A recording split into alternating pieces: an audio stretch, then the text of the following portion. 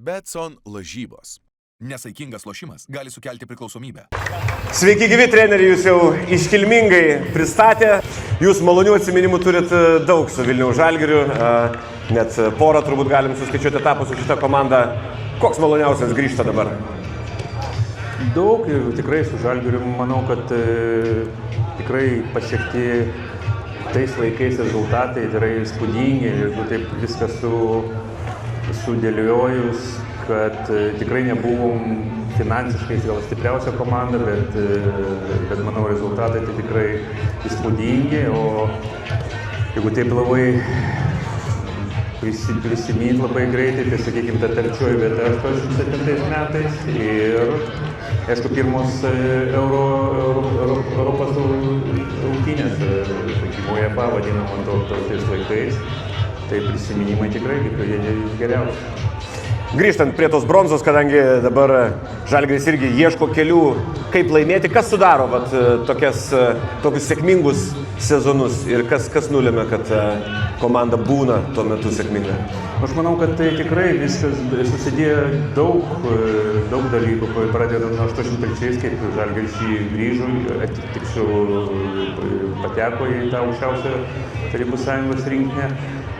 Buvo ir kartų kaita, bet, sakykime, treneriai, tuometinis buvo pirmas Liubinskas, po to amžinatvysis Benjaminas Zelkevičius, jie pamatė potencialą ir, sakykime, ta kartų kaita nebuvo tokia labai agresyvi, sakykime, kad tai vien tik tai, sakykime, buvo veteranai, kurie baiginėjo futbolą ir jie nebuvo nustumti. Tai ir atėjo nauja karta su mūsų, sakykime, ir taip, tas pastovumas, tas, sakykime, kažkoks numatymas, kad galima pasiekti rezultatus, pasiteisino. Bet kitas dalykas, keitėsi ne tik tai pati karta, bet ir pats futbolas. 83 ir 87 buvo didelis skirtumas. Tai manau, kad Zelkevičius tuometinis pamatė, kad ko reikia, kad pasiekti kažkokius rezultatus, kokio stiliaus žaidėjus, kokio pobūdžio žaidėjus ir tuos atrinko ir tikrai buvo 3-4 metai įspūdingi. Koks futbolas tada buvo, kaip jisai evoliucionavo? Paminėjot, kad buvo pokyčių nuo 83 iki 80 metų. Visi matė, visi lygiavosi, sakykime, į Spartaką arba į Dinamo Kijevą. Tai jeigu dabar žiūrint į dabartinį futbolą, tai manau, tie 86 metai, kur Kijevo Dinamo pradėjo žaisti tą vadinamą greitą futbolą, tą tokį agresyvų futbolą, niekas nelabai suprato. Aišku, labai sunku buvo prisitaikyti, reikalingas buvo žaidėjų tipai, kad jie galėtų prisitaikyti prie to futbolo greito vadinamo, kokius dabar yra. Bet jau tais 1986 metais jau Lobanovskis amžinatvysis irgi numatė, koks gali būti ateities futbolas ir jisai toks dabar yra, aišku, 10 kartų greitesnis, bet tuo metu buvo jis labai ir mūsų treneriai tuometiniai tikrai prisitaikė prie to, bet mes to norėjome ir mūsų, sakykime, ta karta norėjo to pasikeitimo ir jisai įvyko, bet kitas dalykas, visi žinojo, kad mes buvome viena iš techniškiausių komandų Žalgirį, tik, sakykime, mums trūko to greičio, bet amžinatvysis Benjaminas Zelkevičius pakeitė, sakykime, tą vadinamą treniruočių procesą, pakeitė visas idėjas ir mes žaidėm, stengiamės žaisti tą vadinamą šiuolaikinį futbolą.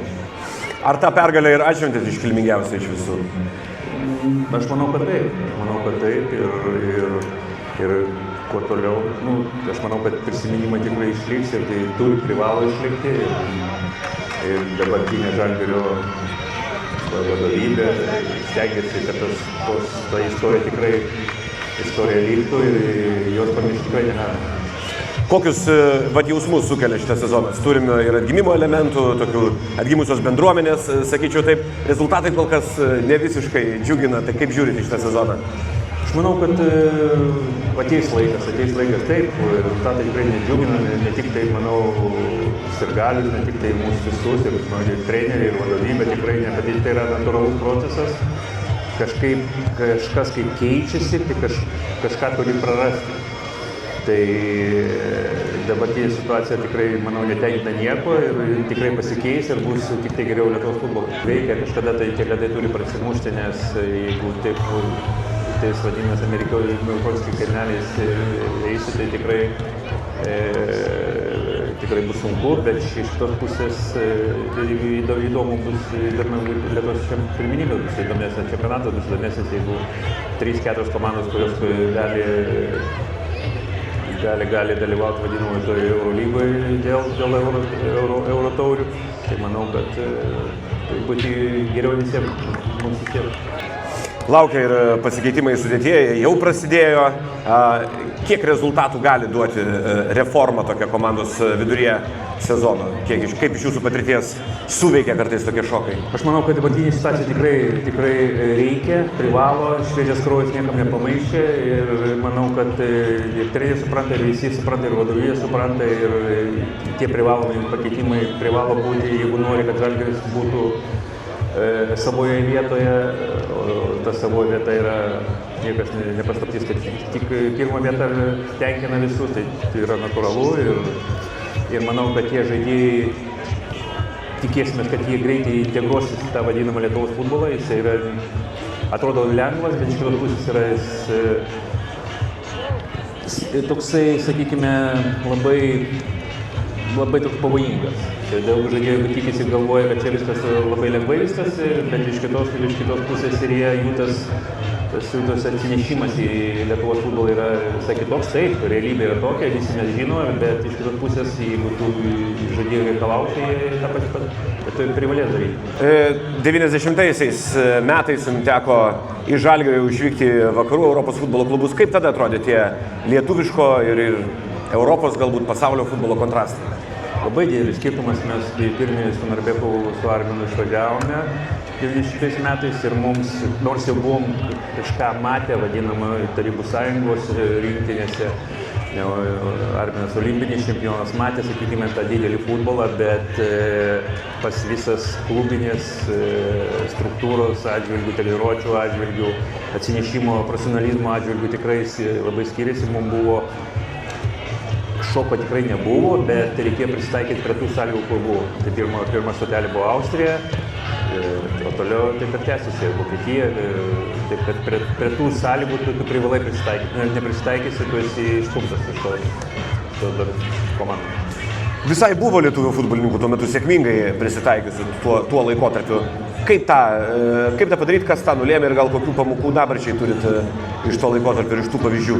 Dabar sunku, tai tikrai nedaug žaidėjų išvažiuoja, nors galimybės yra tikrai geresnės išvažiuoti, lengvesnės gal, bet tas vadinamo meistriškumo lygis yra labai didelis. Ir jeigu tu išvažiuosi į jaunas ir tu prisitaikysi prie tų vadinamų sąlygų, tai tu tikrai gali pasiekti rezultatus, bet jeigu išvažiuoji vėlai, tai daug išvažiuoja ir daug ir grįžta.